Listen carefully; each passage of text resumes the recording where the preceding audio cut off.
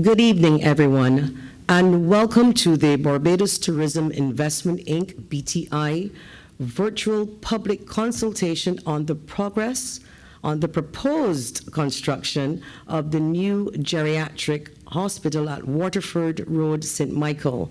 I'm Joanne Haig, representing Haig Communications on behalf of BTI.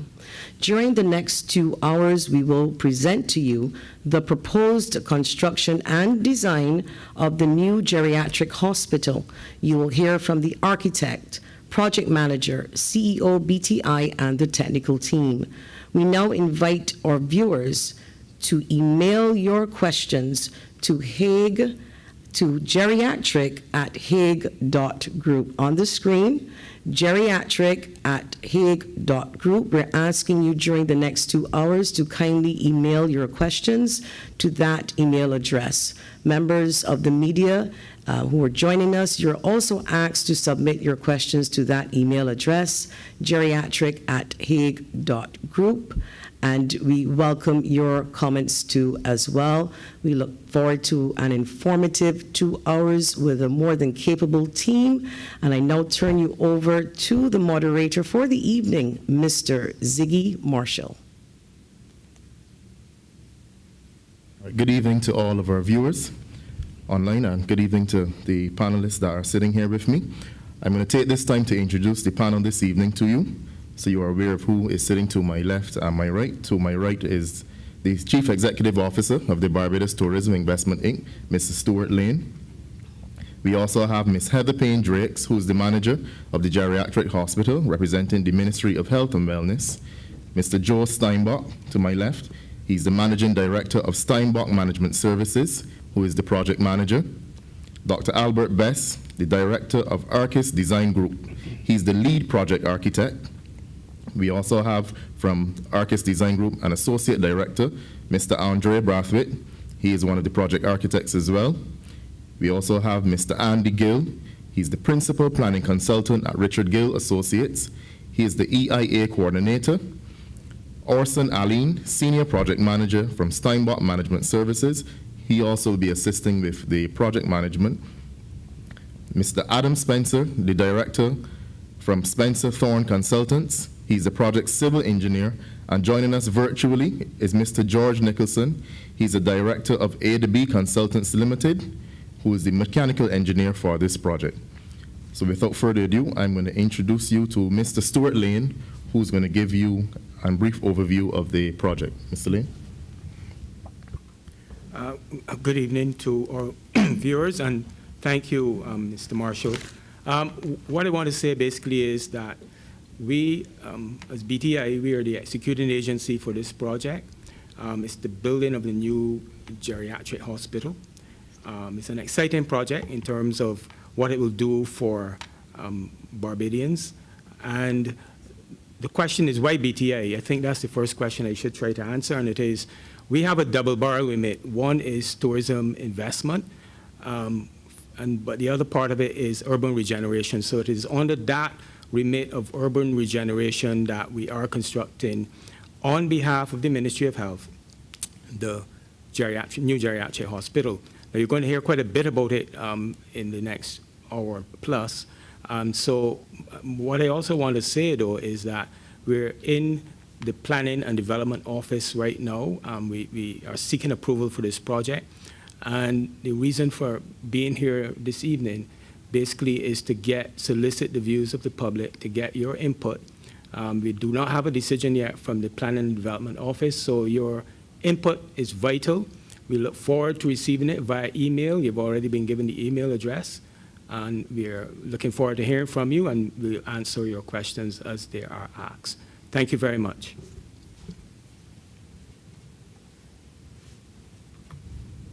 Thank you very much for that introduction, Mr. Lane. Following Mr. Lane's introduction, I'm now going to hand you over to Ms. Heather Payne Drakes, who's going to give us some information on the existing facility at Beckles Road and essentially why she thinks we need a new facility. Over to you, ma'am. Thank you, Mr. Marshall. Good evening, viewers. The St. Michael District Hospital, commonly referred to as the Geriatric Hospital, was established in 1884. Over the past 138 years, the hospital has transitioned from an institution providing custodial care for the indigent to a full-fledged medical facility that provides comprehensive healthcare services for elderly individuals whose medical condition requires management in a residential healthcare setting. While our population is now living longer, individuals are at the same time affected by a number of non-communicable diseases requiring skilled nursing care and appropriate medical management on a 24-hour basis. The necessity then for having a facility that is fit for purpose of delivering quality care to our elderly population has become now a necessity. This involves therapeutic modalities to facilitate clients remaining functional, overcoming disability, and remaining independent for as long as possible. Rehabilitation is now a focus in the care of the elderly, along with management and control of medical conditions. Services are therefore not the same as those provided in 1884. Emphasis is now on wellness, not just custodial or basic medical care. The quality of life experienced by individuals within our residential healthcare institutions for the elderly is equally important to the level of medical care delivered. Individuals can be kept alive, but there needs to be a high level of independence and functionality in order for them to really flourish and enjoy the later stages of their lives. We aim for them to be functional and to be able to ambulate and to take care of their basic needs. The goal then in our services is getting clients to reach their optimum functionality, promoting dignity throughout all phases of care, and maintaining independent living for as long as possible. The youth facility is designed to bring greater focus on rehabilitation to improve and maintain physical and mental functionality, which improves medical outcomes and promotes the overall well-being of clients. In addition to rehabilitation, it would also provide for enhancement of therapeutic dietary services and podiatry. These services are essential for maintaining the health and well-being of clients in long-term care. In addition to providing for our clients, we also are concerned with our staff.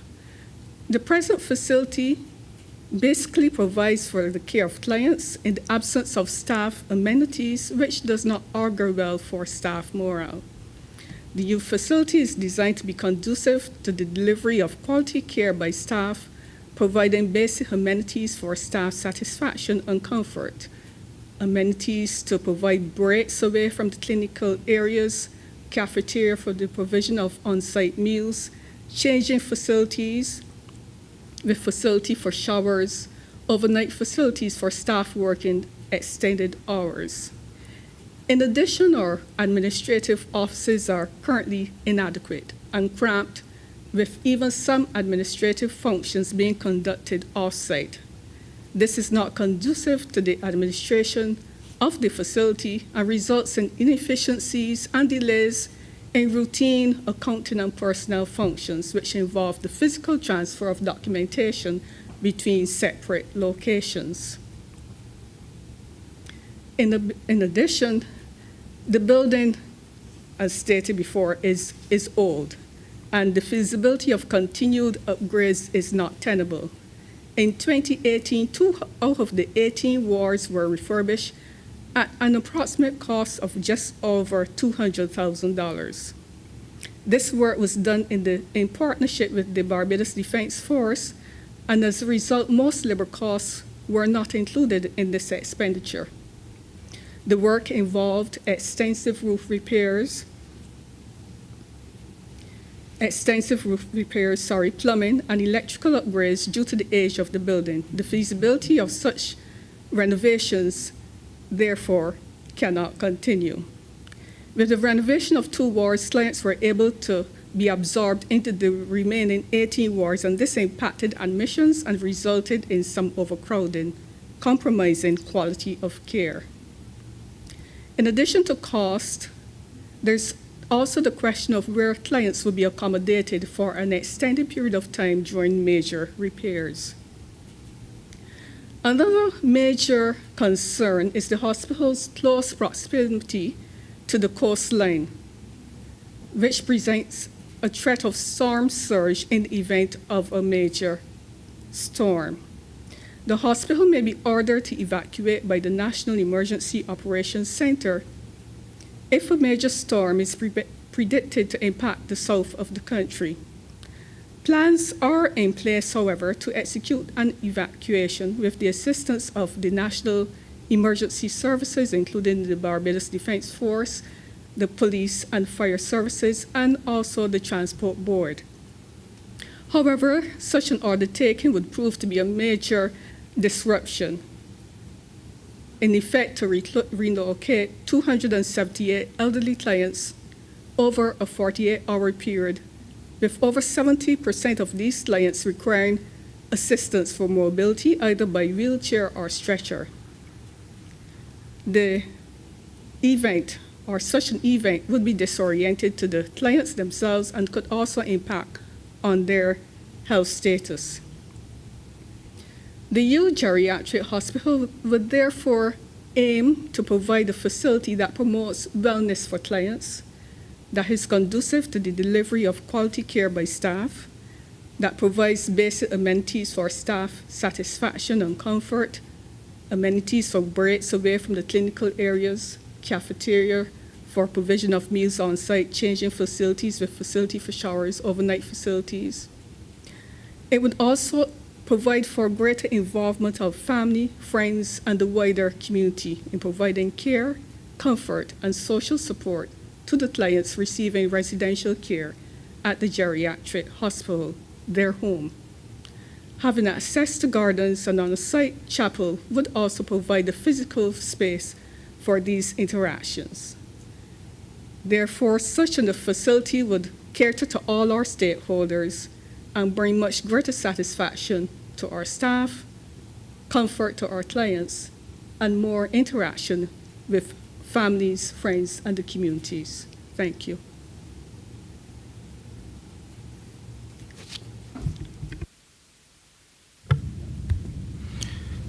Thank you very much for that enlightening presentation, Heather. Gathering from what you said, essentially is that the facility is not fit for purpose, and you really desire a facility that delivers optimum medical care and promotes independent living for as long as possible for the clients at the Geriatric Hospital.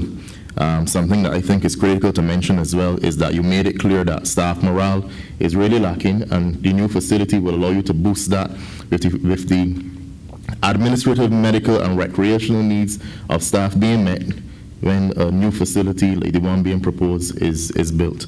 So thank you very much for your presentation.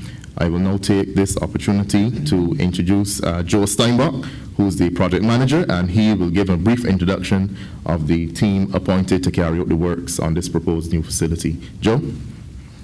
Thank you, Siggy. Good evening and welcome, fellow Barbadians and viewers. As said, I am Joe Steinbach, and along with my associate Orsin Aline, we represent Steinbach Management Services.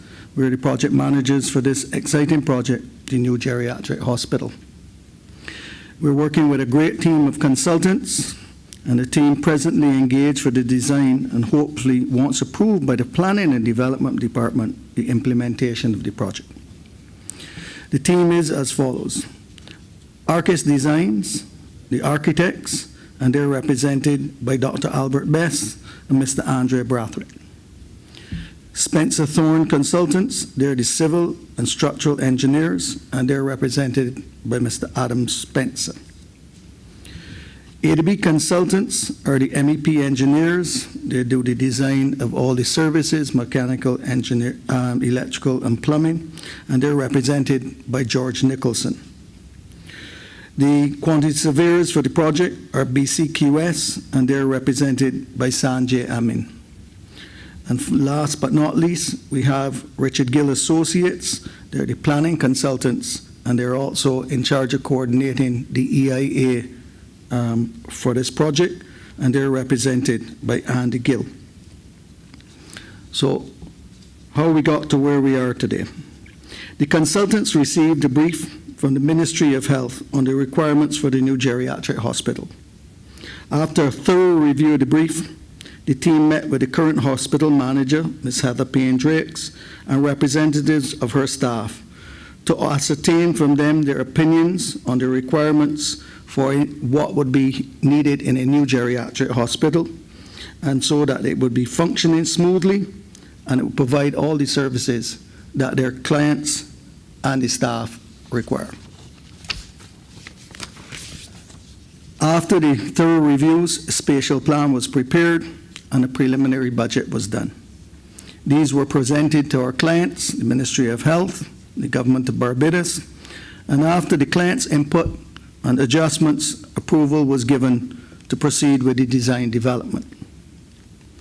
The team held on-site meetings with many of the relevant agencies that would be involved, agencies like the EPD, the Environmental Planning Department, Ministry of Transport and Works, Barbados Water Authority, Ministry of Elder Affairs, and of course, members from the Planning and Development Department. And the ideas of these meetings was to get as much input as possible on any recommendations or suggestions that they thought should be incorporated into the proposal. After all of the recommendations were incorporated and the plans were developed, the official pre-submission consultation was held with the planning department, and then the official application was submitted. As a requirement for the review of the project, the planning and development department asked for us to carry out an environmental impact assessment with specific areas which they wanted studied further or which were not taken into account in our initial submission. One of these requirements was to have this public information section. We're hoping that this evening we'll be able to get feedback from the general public on the areas that, despite our best efforts, we may have overlooked or missed. And the intention is to inform you on the project so that you can give us your feedback. Your opinions and suggestions will be reviewed, and wherever necessary, they will be incorporated into the design. The next step will then be sent back, the EIA will be sent back to the Planning and Development Department, and we will wait on their decision on whether the project can be implemented or planned as planned, or what changes need to be made. So we're thanking you in advance for all the feedback you can give us, and hopefully we'll be able to make this a successful project for all of Barbados, and especially our senior citizens. Thank you.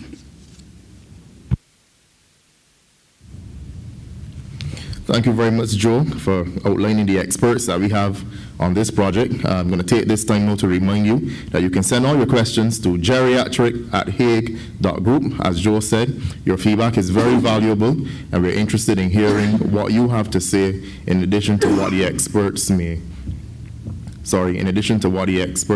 would have found out as we do this planning process. I'm going to take a moment as well to let you know that the Minister has joined us, so I'm going to welcome the Honourable Ian Goodenough, who's joined us virtually and be sitting in virtually for the remainder of the presentation.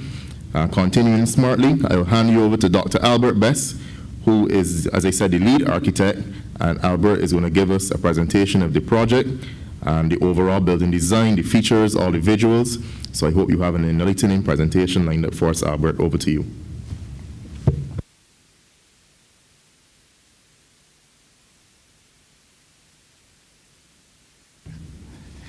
Good. Thank you, Ziggy.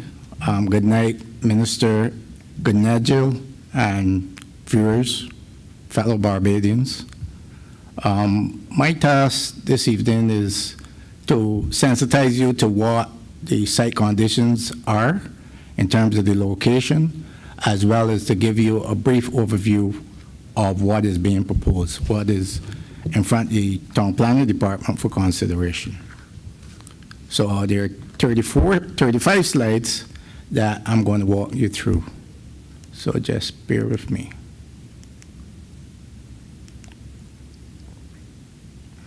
All right, so we were charged with coming up with a proposed design to address some concerns highlighted by Heather earlier to accommodate the new proposed geriatric hospital.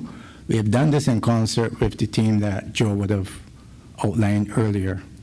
So we had to do this against a backdrop of some international guidance.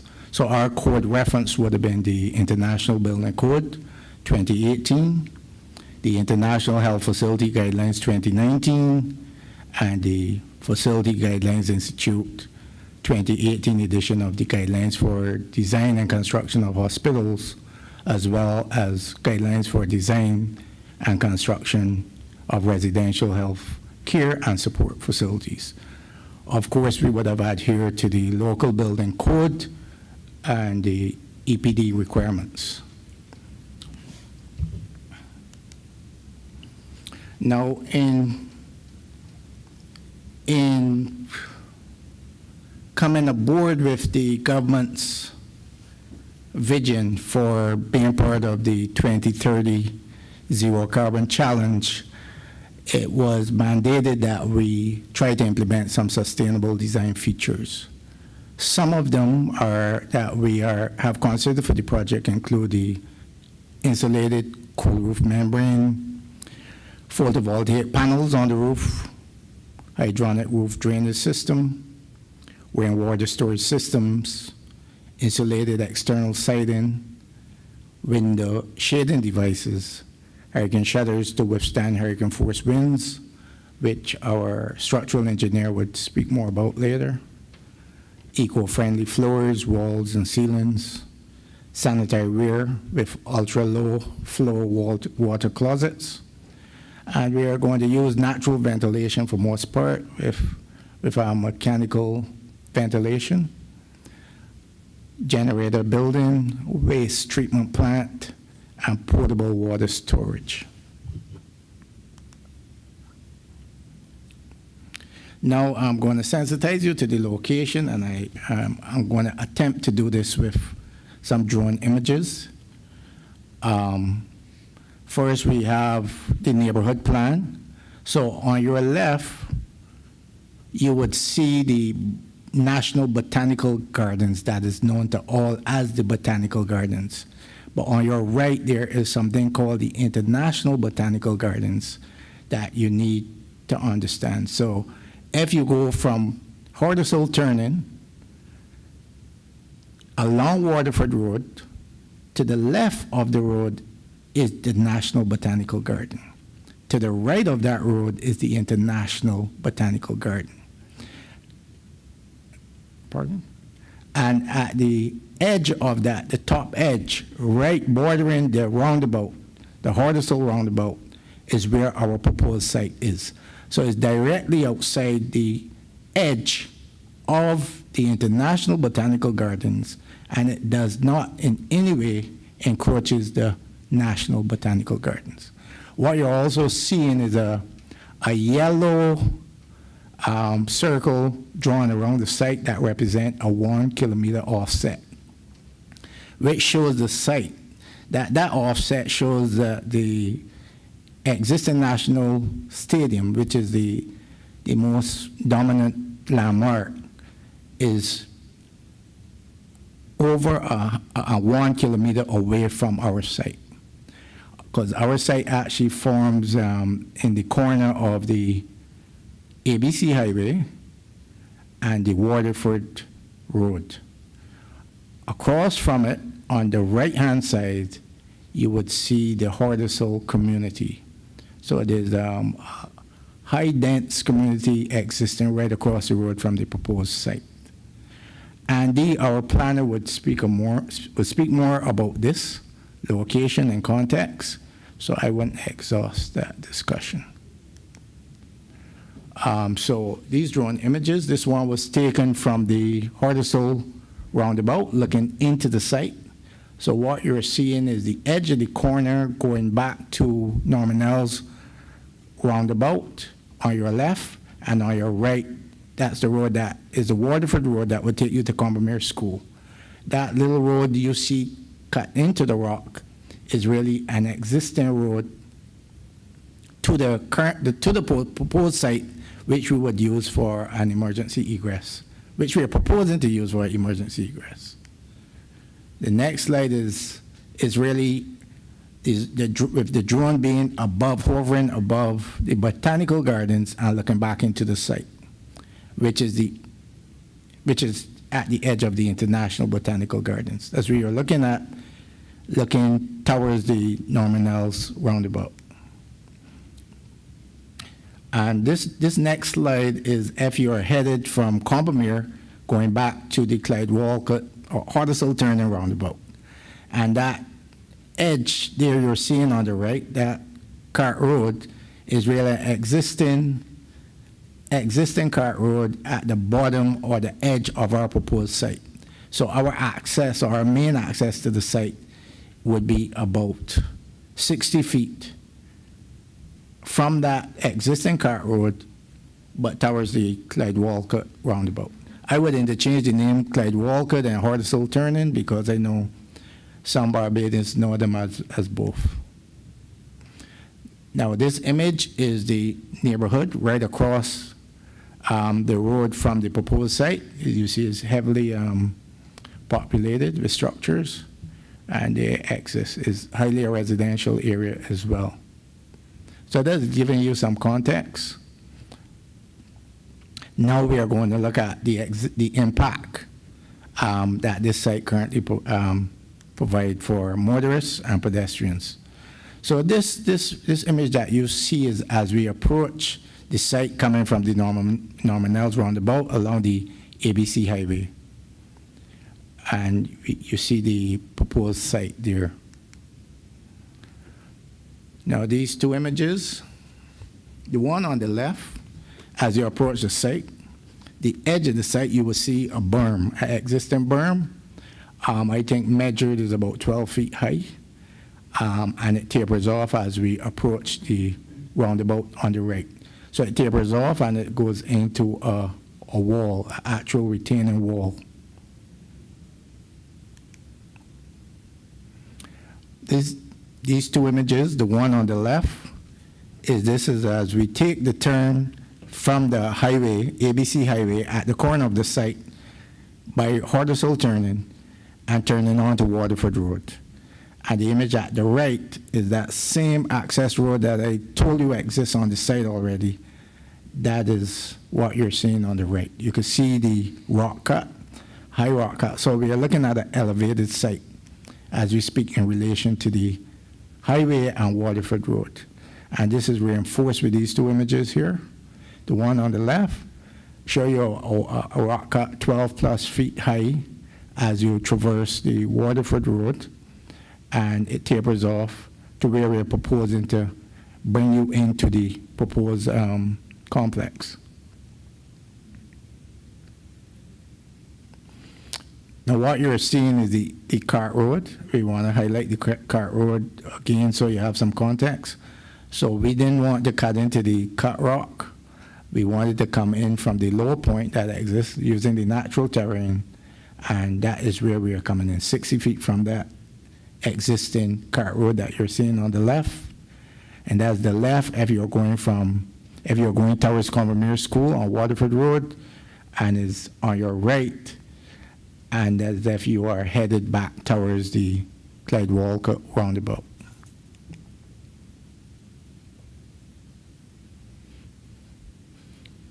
And this is more of the impact along Waterford Road. You see it's rock cut, so it's minimum impact of any proposed structure there because the wall itself is your current impact that you experience as motorists and pedestrians. This is the roundabout here, the Clyde Walcott roundabout / Hoddesdale turning. And you see the proposed site in context with that roundabout. And this image is coming from the Warrens roundabout approaching the Hoddesdale turning roundabout. Now, with that sensitivity, I hope you get a little greater sensitivity of the location. Now we are going to take you through the proposed intervention. This is the proposed site plan for the project. And you see at the top of the page is really the roundabout, the horizontal turning roundabout. At the bottom on the left, so you will see the roads on the left, that's Waterford Road. The road on the right is the highway, ABC Highway. And the road at the left coming off of Waterford is what we're proposing as the access road to the site. So we're working with the natural terrain and using the plateau of the existing site, natural plateau, and we're setting the project there. And being mindful that it sits on top of the existing roadways, is elevated, so there's a natural, we have a start of already nullifying noise, sound, dust, etc. with that natural elevation that we're starting with. The project is being proposed in 2 phases, so that's why you see the red area being circulated with red, and it says phase 2.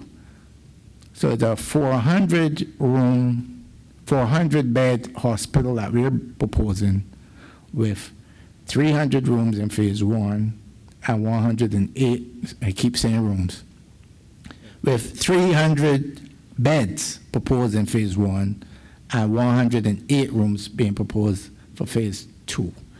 Being mindful that the current bed count at the Geriatric Hospital is 278, so it's a big plus. We'll walk you through some of the accommodations that we're hoping to have approved. So what you're seeing there is the location plan.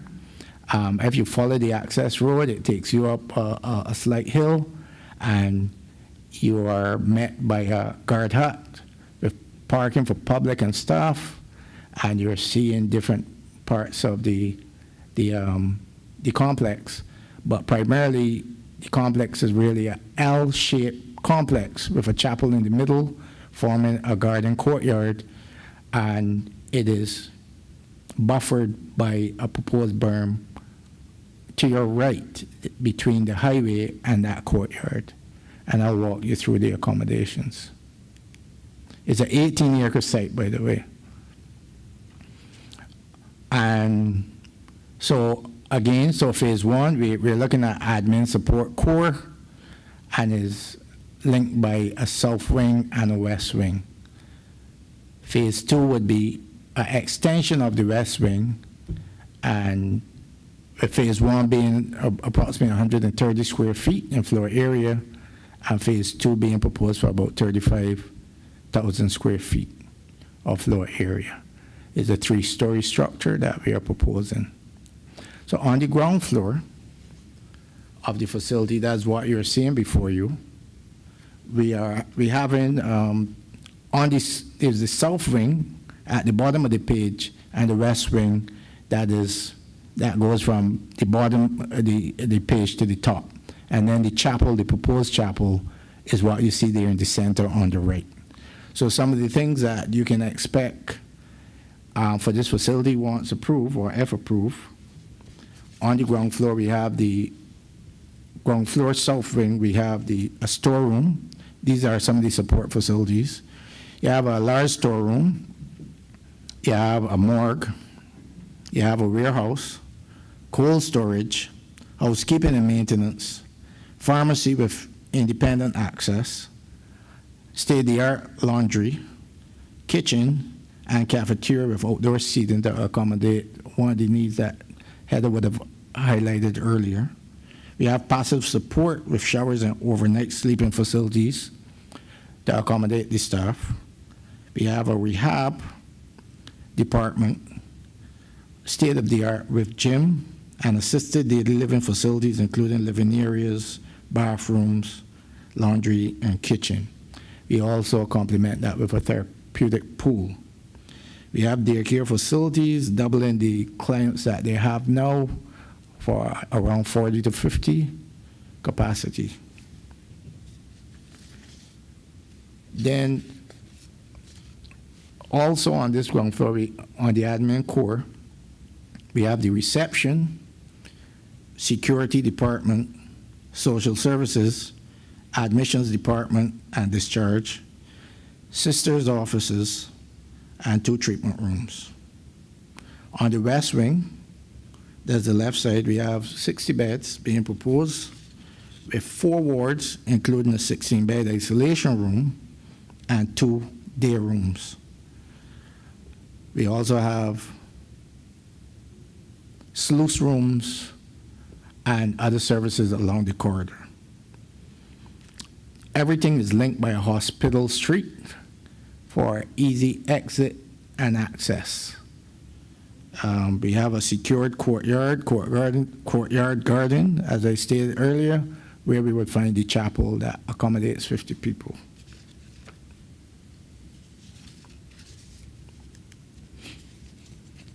On the upper level, and we're speaking about phase 1 and 2, we have in the admin core, we have the CSSD, also that's the Central Sterile Service Department. You have the Infection Control Unit, the Records Department, Doctor's Lounge, Sisters' Offices, and treatment rooms. And on the south and west wing, they're pretty much identical.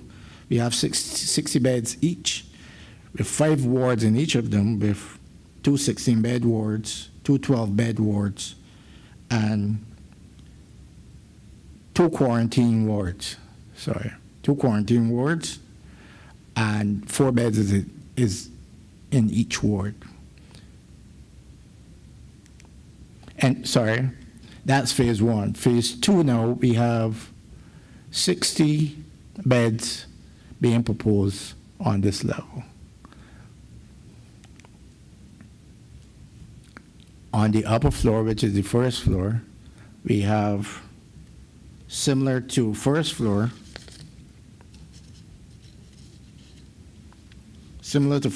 we have the 5 wards on each wing with 2 16 beds, 2 12 beds, and 1 quarantine, and that's in each wing.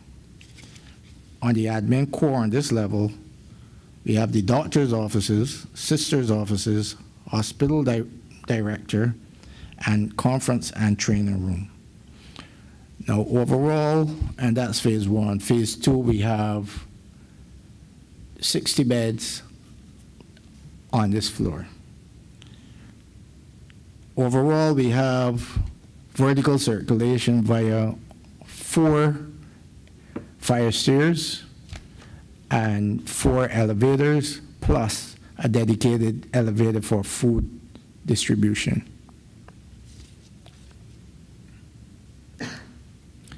This is a facade from the proposed car park of what it would look like. So you can see it's generally a 3-story building,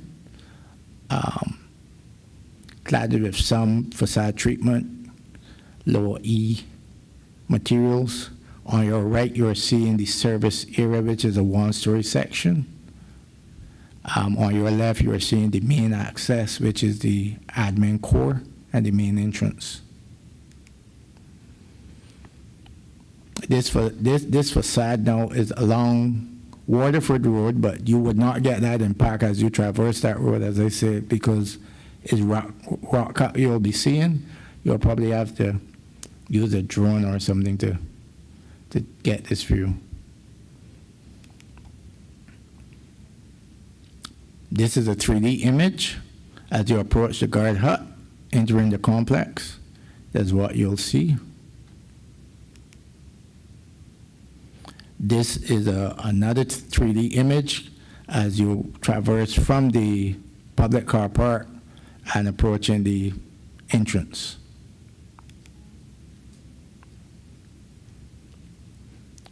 This is another one, but it's an aerial view looking at the main entrance. This is some interior shots. This is the shot of the entrance lobby.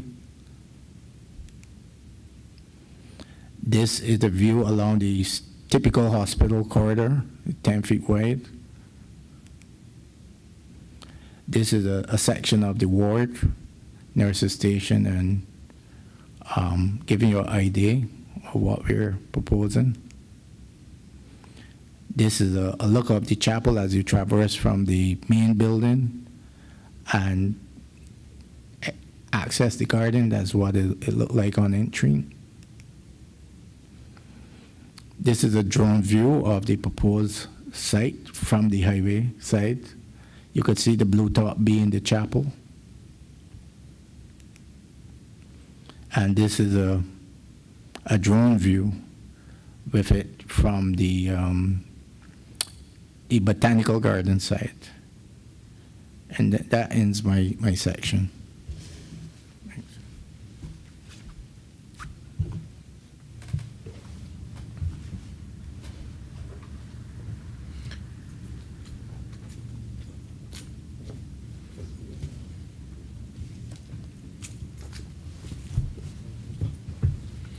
Thank you so much, Albert. That was a very, very, very comprehensive presentation that you gave us there. One of the key points that I understood from that presentation is that the proposed site for this facility is not in what the Barbadian public conceives as the botanical gardens, is really adjacent to the Huddersfield Turning Roundabout, as most of us know it. So I think that that was a very key point that you made clear there for us. Also, that the building is designed sustainable, with a sustainable design for natural disasters, and it's energy efficient. And it's double the occupancy of the existing hospital. So that I'm sure that that is a key point that we will take away from your presentation. I will now hand you over to the Environmental Impact Assessment Coordinator, Mr. Andy Gill, and he too has a very comprehensive presentation to share with us on what he has discovered and intends to discover as we evaluate conditions at the proposed site. Andy? Hey, thanks, Ziggy. Good afternoon, good evening to everyone, Minister Goodinedgil and the general public. I am Andy Gill, Principal of Richard Gill Associates, and what I'm going to do is give a status update on the EIA. EIA stands for Environmental Impact Assessment. I'll start by giving you a brief introduction or history. In the second half of 2021, preliminary planning and design work began on this project, at least from our firm's standpoint.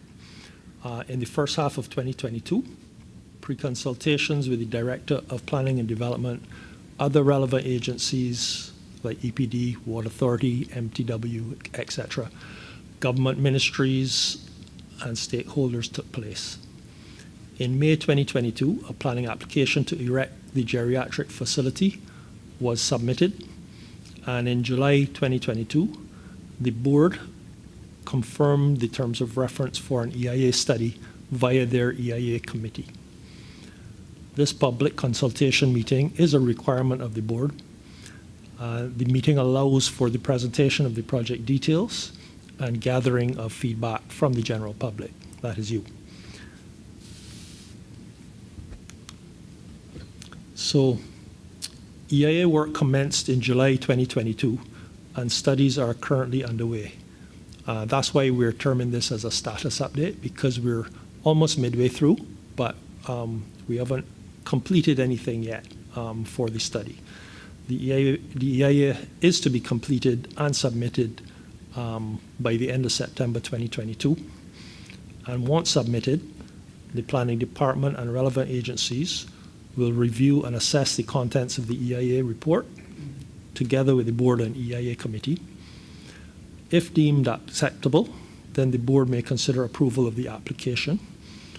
However, if environmental concerns are not adequately mitigated, then the board may choose to either refuse the application or may require amendments to the report, the proposed design, or the level of mitigation required.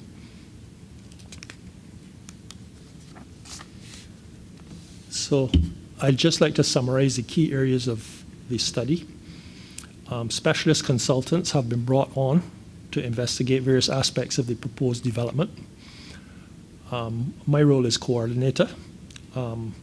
But the main areas of review and assessment are as follows. Legislative, we're confirming the legal and policy framework.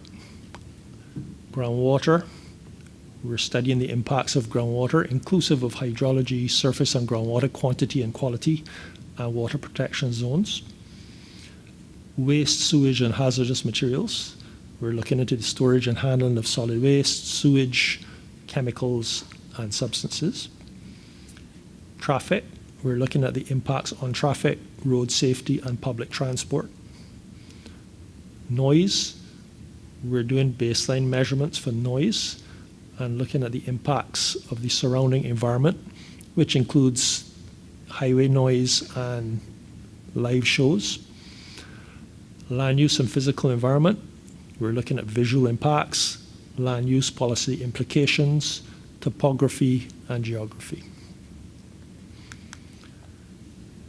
So just to show the same overall location plan that was shown before, the 1 kilometer offset is shown as 1 kilometer from the center of the circle, which is where the site is at, to the yellow circle, which is the edge of the 1 kilometer zone. And I'm sure we are all familiar with this area, but to the south, you would see Waterford Plantation and Bell Plantation Yard. To the west, you would see the stadium and Codrington. To the north, you would see Friendship Plantation and Hothersall Turning. And to the east would also be Hothersall and going into the Bell agricultural area. So I'm just going to go through a few notes on the specifics of areas being studied. With regards to the legislative, which is the legal and policy framework, the site lies within existing Zone 1 and Zone 2 water protection zones, but is proposed to become Water Zone C, which allows development with sewage treatment. Policy documents currently have consideration for the new zoning, but zoning legislation is lacking slightly behind. Parts of the site also enjoy an existing commercial planning permission for 2 4-story buildings, which acts as a precedent. From a land use and physical environment standpoint, the proposal extends the site of that permitted commercial site. The land extension is designated as agricultural in the physical development plan, but it lies within the eastern edge of the, not within the eastern edge, just outside the edge of the botanical gardens and adjacent to major highways, the Hothersall settlement and the commercial site mentioned above. Visually, the 3-story building is similar in height to government headquarters on Bay Street. So that's a good milestone to think about. And the proposal is considered of overriding national importance because it deals with the health of the elderly. This is just a slide that shows you the proposed Zone C area, which is the yellow area that the geriatric facility is in. And the Zone B, there's Zone B areas on either side. And then a little further away are the Zone A areas. Now, policy allows development in Zone C areas, but usually some form of treatment is required, especially for a facility of this size and type. And that's why we are proposing a water treatment for this facility. That leads straight into groundwater impacts. We're studying the hydrology, surface water, and groundwater quantity and quality. They're being investigated. A wastewater treatment plant is being proposed to ensure that clean, polished water only is output and is suitable for reuse, which would be flushing toilets and irrigation. Environmental plans will ensure that in the event of plant failure, temporary holding tanks will store sewage for transport to Bridgetown Sewage Plant. When looking at waste and hazardous materials, solid wastes will be disposed at government-approved disposal sites only. The facility is not an acute care hospital like the QEH, for example. It is a residential nursing facility for the elderly. So what that means is that no surgeries or radioactive treatments are undertaken.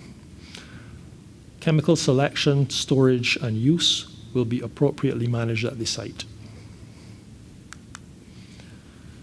Regarding traffic impacts, a new junction is being proposed along Waterford Road. Traffic counts and road network analysis will determine the recommended design, including proposed slip lanes. And public transport routes are being assessed to determine ease of accessibility and possible mitigation. Regarding noise impacts, baseline noise levels near to the ABC Highway are being measured. Impacts of the surrounding environment, highway noise and live shows in particular, on the facility will be considered. The facility is around 0.9 kilometers from the Botanical Gardens Amphitheater and around 1.2 kilometers from the Waterford shooting range. So it's quite far away from these potentially noisy events. The facility itself is not expected to create noise impacts on the surrounding properties, and mitigation in the form of soil berms and vegetation are proposed, and other measures may be recommended to ensure a pleasant amenity if required and if the studies show this. That wraps it up for the status update on the EIA. Thank you. Thank you very much, Andy. Coming over your presentation as well, you reiterated, and that's good for myself and the general public, that the area where the proposed facility is supposed to be built is far away from the shooting range. It's far away from where we will say the fests and social activities are held in the Botanical Gardens, and it's far away from the National Stadium. So the impact from noise should not travel that far to impact the clients at the Geriatric Hospital. So thank you very much for that enlightening presentation. I'm sure as you get more information, we'll be forthcoming and share it with the public. Thank you very much for that. So I'm going to hand you over to Joy while we do some checks and compile some comments that have been coming in and some questions from the public. Joy? There you go. Thank you, Ziggy. I want to remind members of the public, in particular the members of the media, I know you probably would want to call BTI tomorrow. Here is your opportunity right now to pose your questions to geriatric@hague.group. We'll be more than happy to answer them. I am going to assume that the presentation was so good and on point, and all of the myths have been debunked that we would have seen over the last couple of weeks on social media. The areas of noise were addressed and will be continued to address, obviously, because as we go towards getting approval at town planning, as we complete the necessary assessments, the location has been properly identified, and persons who thought it was actually in the FET area now know that it's not. So there are a number of things that were addressed, and again, they say no news is good news, and this is a new one, that people are not asking questions. They are online, and the media actually they are present online, and they too are welcome. Over the next 5 minutes, we will give you a couple of minutes to get your questions together, which means that we may have to wrap up a little earlier because we've completed our presentation and we've left this last hour, 45 minutes, to you, the public. We value your opinion. This is the reason we are doing this consultation, in keeping what is required, but also it is important for you to put your 2 cents in. And if we are lucky enough to live in a right old age, perhaps many of us, and some probably sooner than others, maybe at this table, my friend Joe may probably be there a little earlier, so he may be one of the first to enjoy the amenities. But let me just say personally how impressed I am that there is a pool and there's a lovely garden and there's a chapel, because we can't do anything without God, and I think that is amazing. And I'm hoping that the public will warm up to this. I believe that many of them have already, but again, we would love to hear from you. geriatric@hague.group. We will send on your information to planning. We can actually include some of your thoughts and for planning to even possibly approve. This is why, again, we are having this meeting to hear from you. So if anyone here on the table has any concerns, because Heather herself, who is in charge of the geriatric, perhaps may want to ask another question of Joe or Andy, we're certainly going to be here for the next couple of minutes for you to send in your information. As we can see that you are online, there are some comments, but those have been addressed in relation to noise. But there are no other comments from the public, so I am going to have to ask Mr. Lane in the next 5 minutes to give some closing remarks shortly, but we would like to give a few minutes for the public, maybe to just take some time in sending some information. Let me remind you that we are joined by the Honorable Minister of Health and Wellness, Mr. Ian Gooden-Edghill. We will check in with him. He's not on the panel. He is watching, and perhaps he may want to also weigh in. And during a little break, we will check in with the minister and to discuss with him if he wants to make any contribution. But he certainly was here, not as a panelist, but he's here watching. And like everybody else, he's now seeing everything now for the first time as well. And I'm hoping that what he sees, that he's impressed by. And when I say for the first time, in the way that we are now showing the public in even more greater detail, and he now is going to see what you are going to say about this geriatric hospital, and we patiently await some of your comments. So can we take a little short quick break? Mr. Lane, I will over to you for any remarks regarding, okay, with Ziggy, we have. Okay, well, great. I'll turn over to Mr. Ziggy Marshall now, and Ziggy will now share some information and questions with the public. Thank you very much, Joy. All right, some comments and questions have come in since we concluded the last presentation. The first comment tagged on the note that we live in a country with torrential rains, and they're asking that the design should encompass covering areas, especially the area which allows for travel to the chapel. In addition to that, they're asking if the outside areas are going to be covered, preferably in a design similar to either gazebos or other designs for outdoor recreational games. They didn't see a mention of an exercising track or area around the perimeter, which includes that of wheelchair accessibility. And they want to also know, this is one person, if there's going to be an area for agriculture with regards to the growing of provisions and other fruits, vegetables to ensure the facility is self-sustained. So Albert, I'm going to tag you first since you're the architect, and you can give us some insight with regards to provisions for rainy season and accessing all the plants facilities during rainy season, and then you can move on and let me know about that exercising track around the perimeter and it being wheelchair accessible. Over to you. Thank you, Ziggy, and thank you, member of the public, for the question. Yes, there is a covered access from the main admin core to the chapel. It's a very soft cover, and that is more in the detail, pending approval. In terms of the gazebos and the pavilions that is envisaged for the courtyard, these are left up to the landscape architect. Town planning wants their approve, always asks for a landscape plan.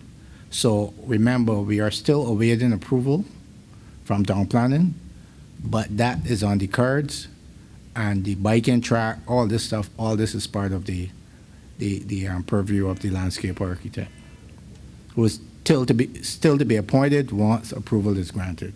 Correct, Joe?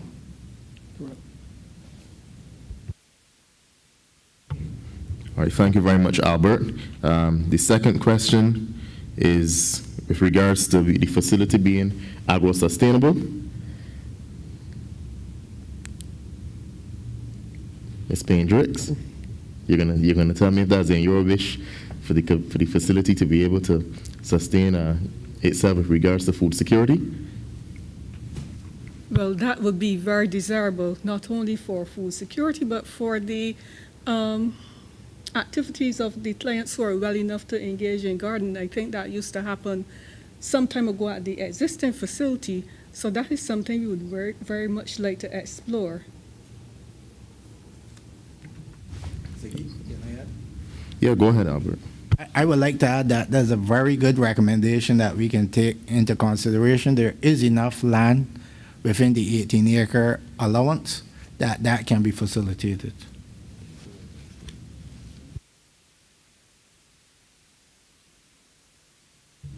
All right. Another question came in while we were discussing, and this question asks if the facility will be offered to elderly. The person used the term foreigners, but I think they're really trying to say if you're visiting Barbados, can you book private accommodation and be cared for at the facility as part of our part in tourism planning? Is that something we can see happening at this new facility? Joe will answer that, I think. Go ahead. In the second phase, a recommendation has been made that we provide private accommodation, but we would have to see how this works out. But that is planned for the second phase of the facility, providing private accommodation for anyone. All right. Thank you very much, Heather. Yeah, you want to add to that, Joe? No, thanks. Heather answered it perfectly. It is envisaged for phase 2. All right. All right, good. Thank you so much.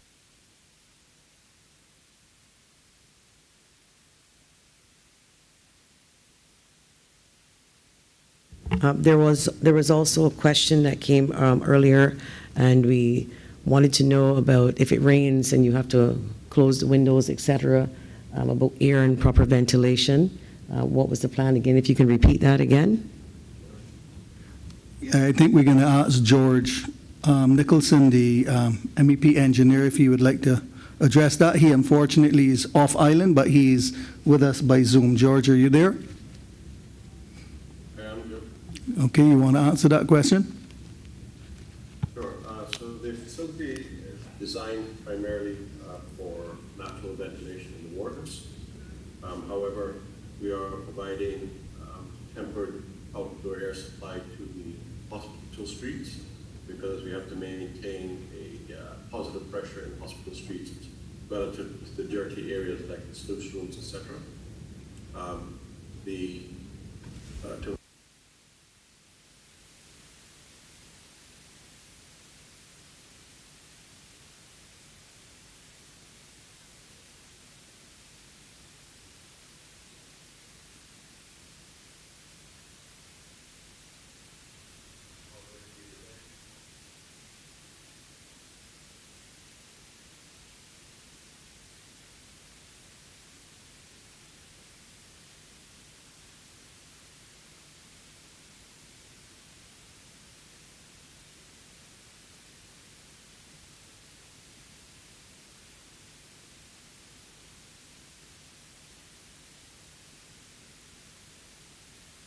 Shows that there's adequate air limits.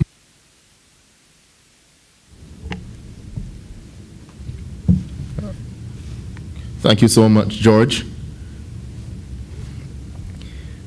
I have another question that came in, and this question really digs into the type of care that's going to be provided at the facility.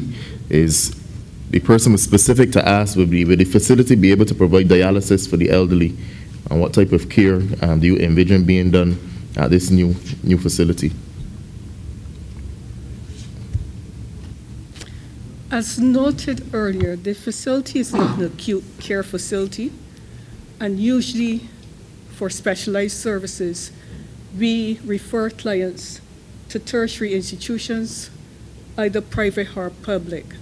So immediately it's not envisioned that we will be providing dialysis, but we will provide medical care services, the existing services including rehabilitation care, respite care, day care services, all the services that are needed, all the basic services that are needed for the health and well-being of the clients.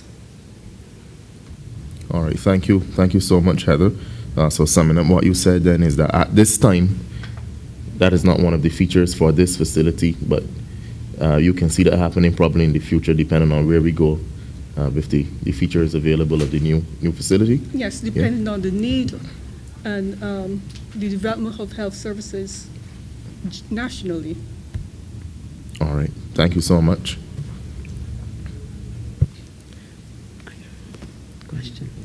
Okay, and I have a question as well. As we work our way, as we know that we are all about the climate crisis and the fight to slow it down or reverse it if we can, what is being done as it relates to energy and how is this being powered? Are we looking to make sure that we are more friendly with our planet, at least in Barbados, as it relates to energy? Renewable energy are we using? Is it going to be mainly renewable, or are we using a combination of the two? So I will try to answer that because person dealing with that is George, and I understand that his audio was not that clear according to one of the callers. So yes, the entire roof of the facility will be covered with photovoltaic panels. And as Albert mentioned in his beginning presentation, the materials, et cetera, that are being used to try and ensure that the facility is as green as possible and uses as little energy as can be expected for a facility like this. Unfortunately, it's not going to be self-sustaining in terms of renewable energy. You would have to put a large number of panels on the unused land, and the unused land right now is for the recreation of the patients or the residents. So at this point, it's the entire roof that will be covered with photovoltaic panels.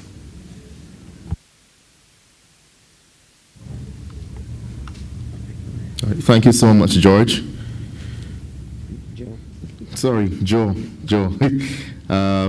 Another question that came in is with regards to the accessibility of this new facility and public transport, and how accessible that will be for persons who are going to be using public transport to commute to the facility.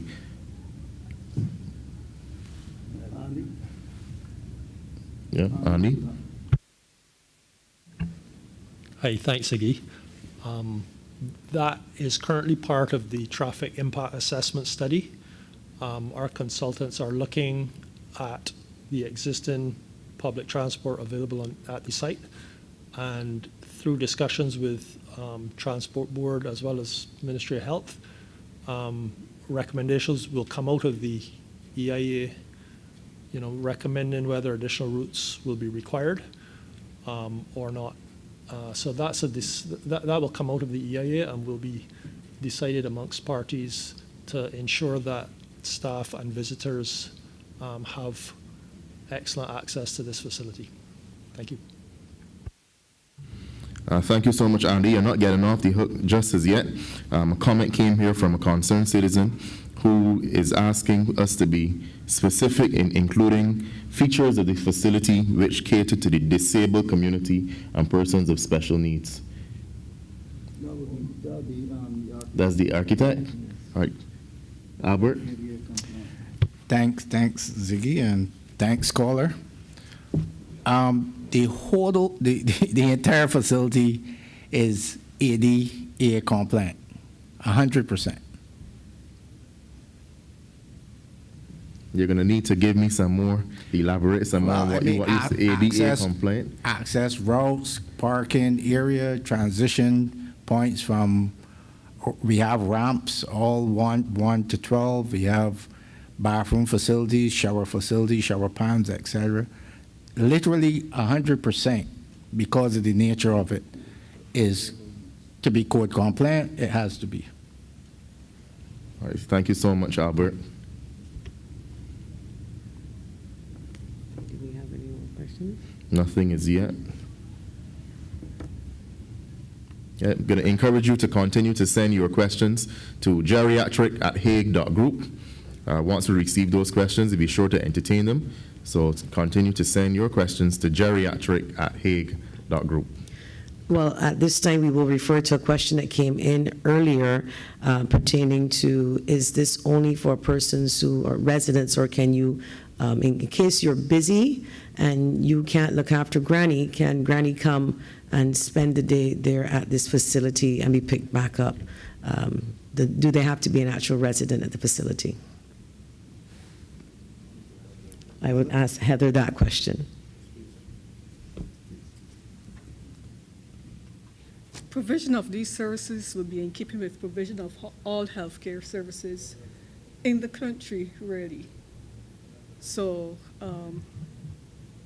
free services are offered to nationals of the country, and I suppose that this would obtain at the youth facility. So what I'm saying is if a person is looking after an elderly person and the caregiver didn't come to work, if you can drop your granny or grandfather to the facility just for that one day is the question.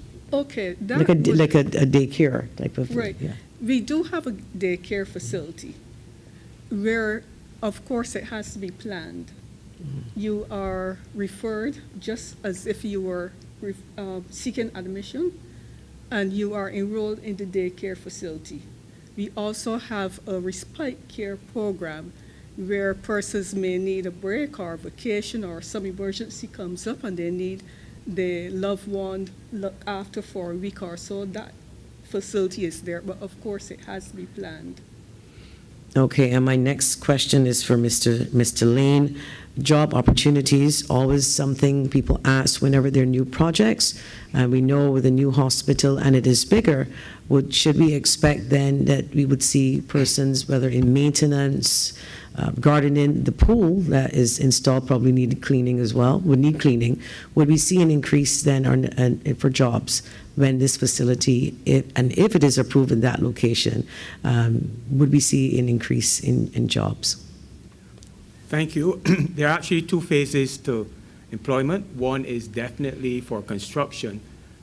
You will see many jobs being created for the construction of the actual facility. Because it's a larger hospital than we have currently, you will also see some incremental increase in employment permanently. So you would have the construction jobs, which will be available, and then you would have additional incremental permanent employment. So the answer is yes.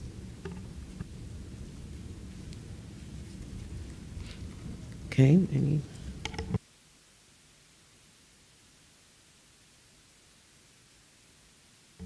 Okay, we don't have any more questions as yet. I will ask again, members of the media, if you are online, this is your opportunity now to ask questions. We certainly would love to answer them and not just have an article in the newspaper tomorrow without it being balanced. And I know that you are about being balanced. So I'm hoping that you will send your questions to us soon.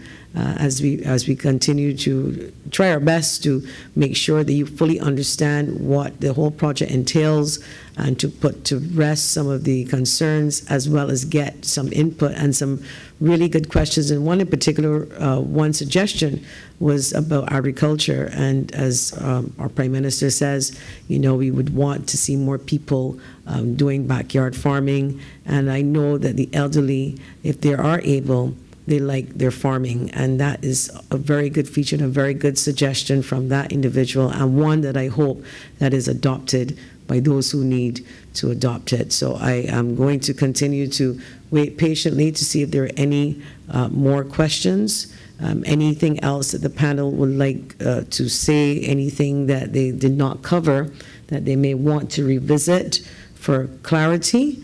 Now would be the time to do so. Joe?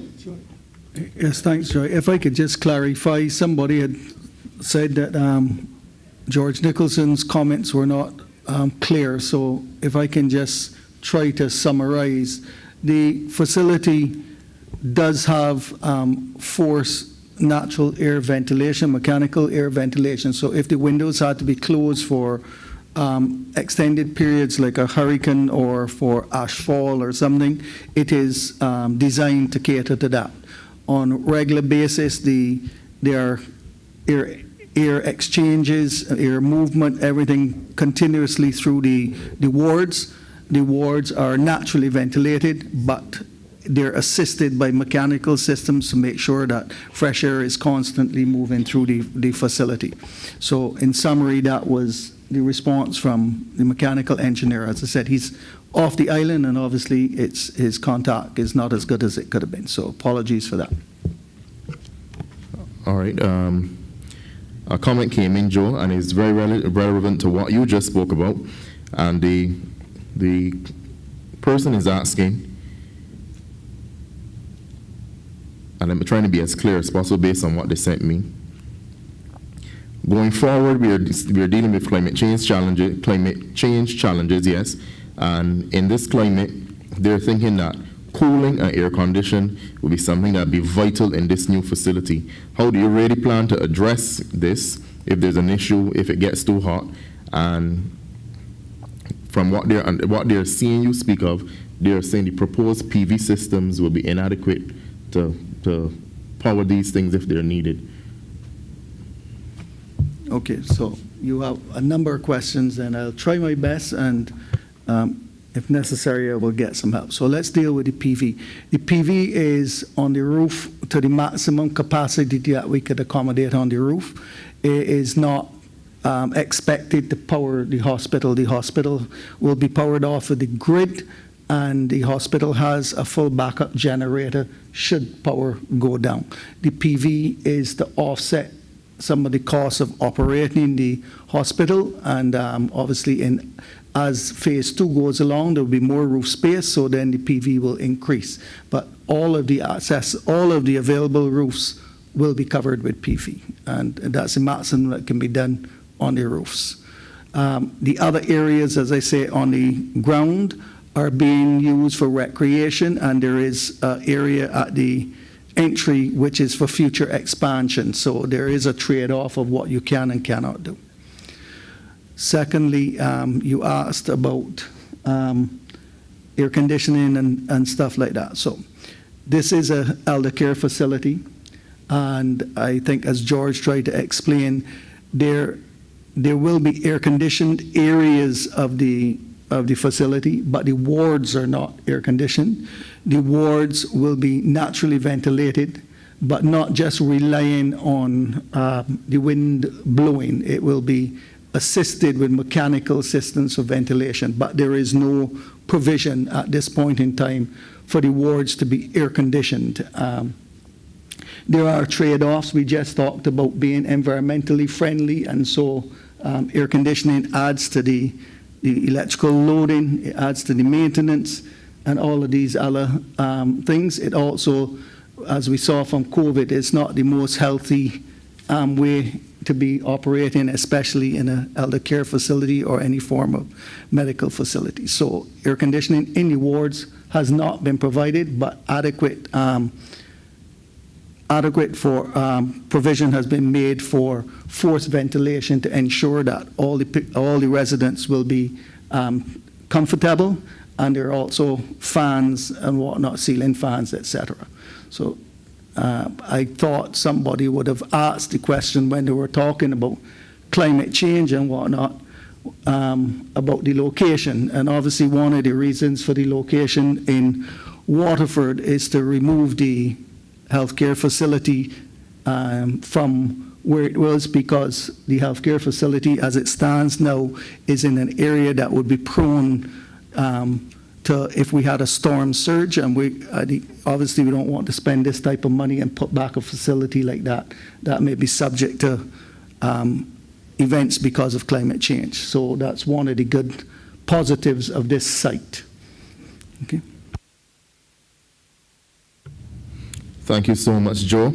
Another question is with regards to the setting up of shops or kiosks on the compound to allow for vending, allowing persons to sell produce, allowing persons to purchase things they may need if they're going to visit persons.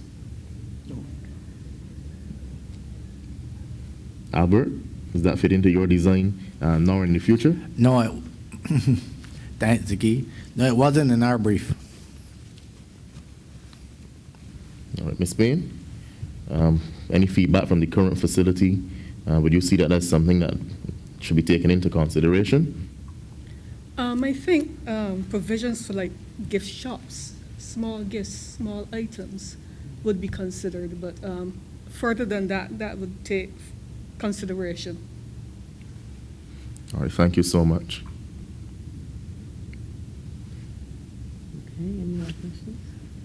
Just a comment. One person is asking us to ensure that we include persons with disabilities during our project building phase, and not only during when the facilities finish to cater for them. The disabled community still has a lot to offer during the stages if we are approved to go ahead and build the facility at Waterford.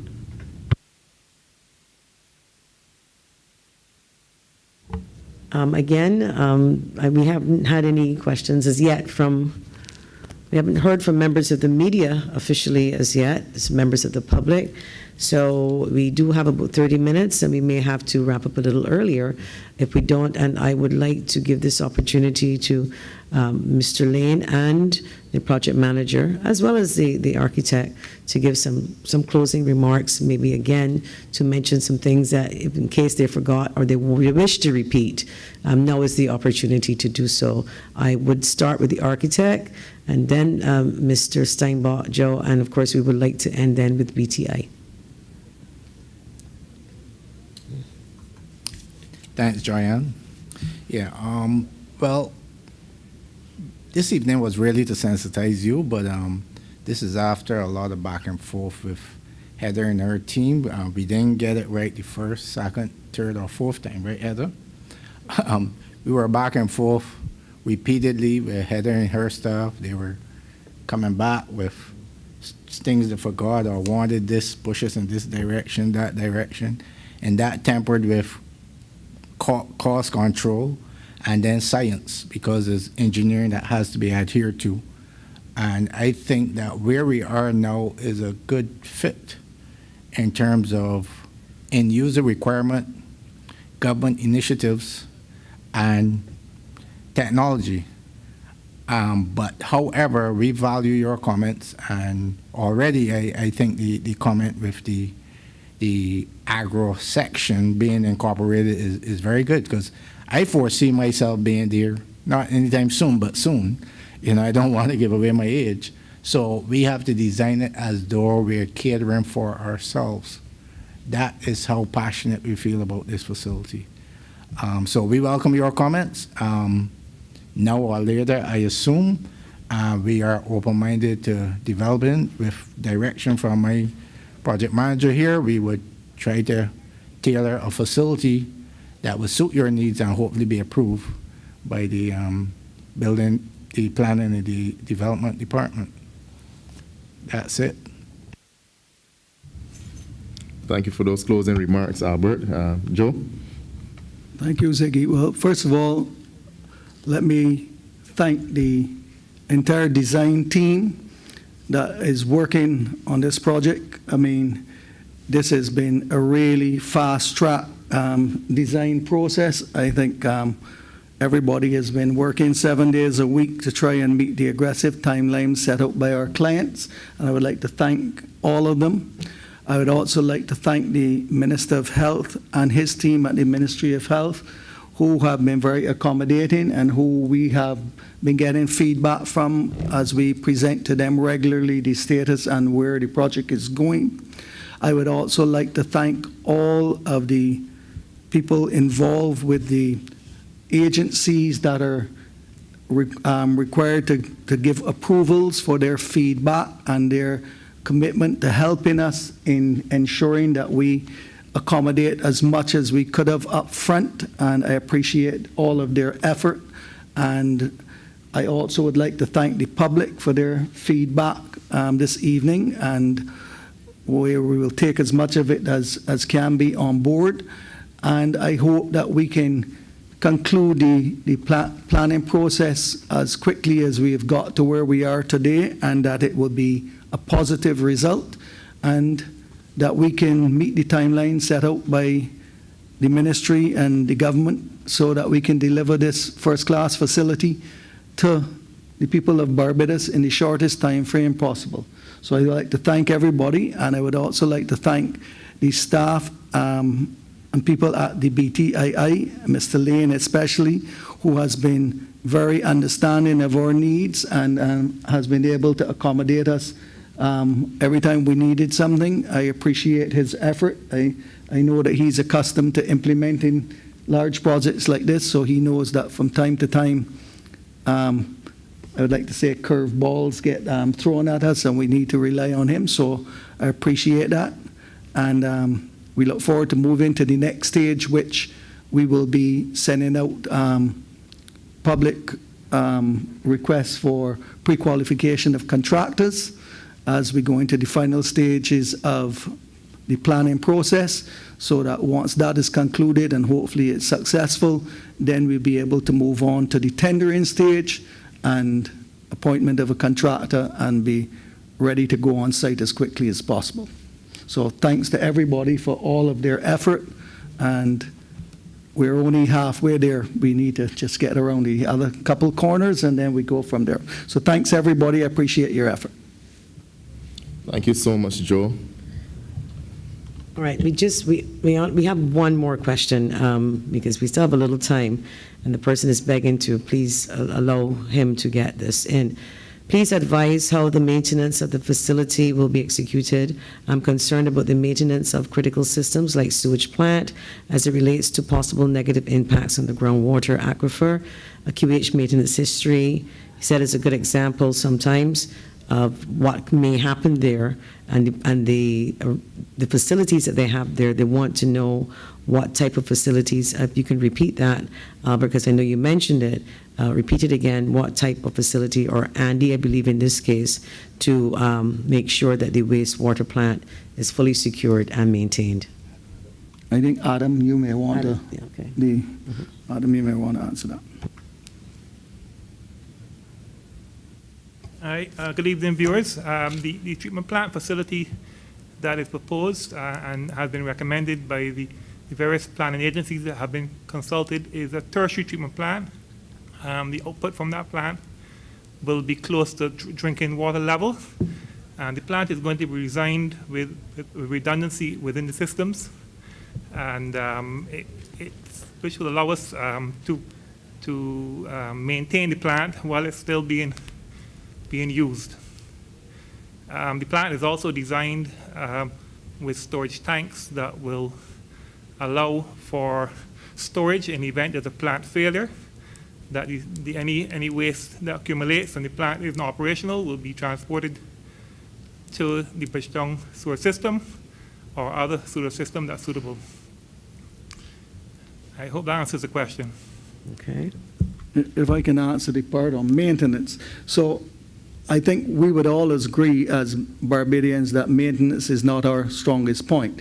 But I would imagine that Ministry of Health and their team would be the ones that would set up the maintenance program for the Geriatric Hospital when it's done. And I would like to assume that the manager of that facility would have a team that would deal with maintenance. We certainly will be providing maintenance schedules and maintenance plans for all of the equipment and stuff that is put in there.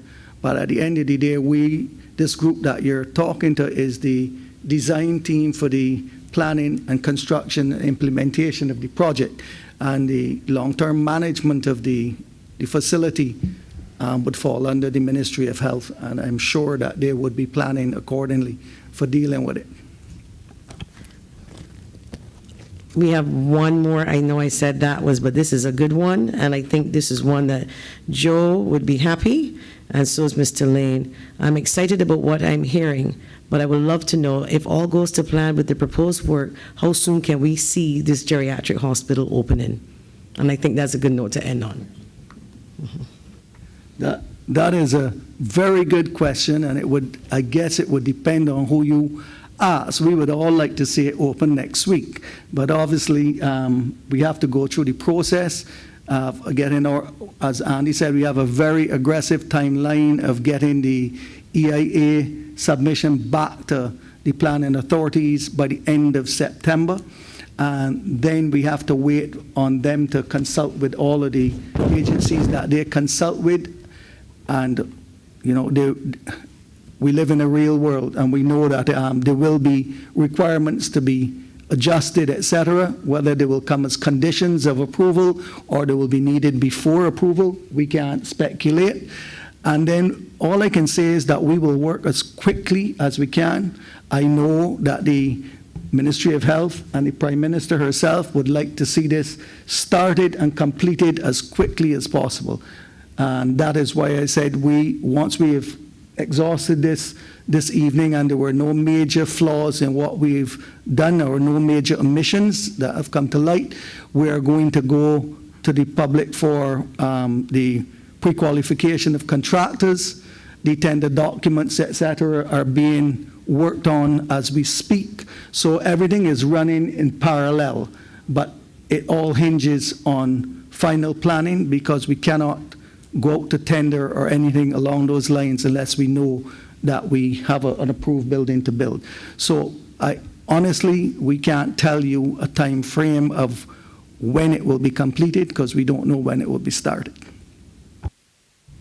All right, thank you so much, Joe. I'm going to hand now to Mr. Lane to offer his closing remarks.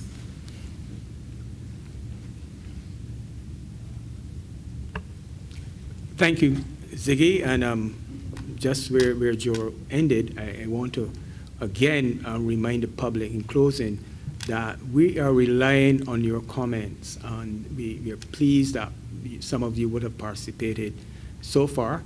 But we again remind you that there is an email address. And if you have any ideas or any comments you want to make, we value every contribution. Please send your comments, your questions to that email address even after this has ended so that we may have them. And where we can, we will incorporate them into what we are doing. It's a process. I want to again stress that we are still seeking planning approval. So your contribution is absolutely necessary. In closing, I want to thank all of you that would have participated and again encourage those that have not yet participated to do so. I also want to thank this entire team. Joe alluded to it, but it has been a very hard-working team. As you heard, working 7 days a week to even get to this stage. We still have a long way to go, but I want to thank the team, thank the Minister for being online, and just to wish you a really good night. I look forward to hearing from you. Thank you all. Thank you so much, Mr. Lane.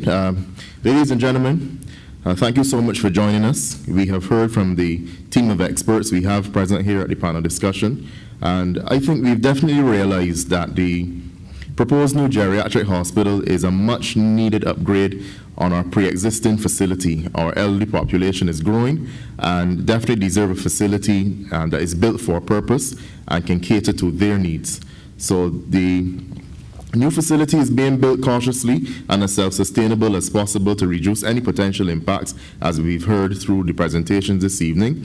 So I implore you to continue to send your queries and your comments or your questions to geriatric@hague.group. The email address is going to be open for the next 7 days. So that's geriatric@hague.group, should be on the bottom of your screens. And thank you so much for joining us this evening.